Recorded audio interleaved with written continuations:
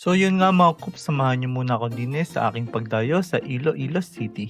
At sa aking unang first day nga din sa Iloilo ay bigla akong napahanga ng kanilang electric service provider na More Power. Mabisa pala are, kaya gusto ko lang ipamalita aring More Power sa Iloilo. Ay alam nyo ga na kapag mataas ang system loss, mas maraming kuryente ang nasasayang dahil sa luma o sirang linya, illegal na connections at mahinang monitoring.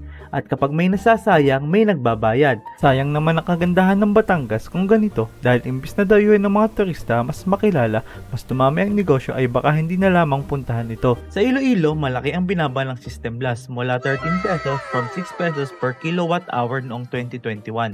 Ano ibig sabihin yan? Mas bumaba ang singil sa kuryente, mas efficient ang distribution, mas maayos ang mga linya, mas modern ang mga kagamitan, mas mababa ang dagdag na gastos. At kapag less wastage, mas malaki ang savings para sa consumers. Mas maayos na serbisyo, mas maaasahang supply, mas panalo ang bawat pamilyang Batanggenyo.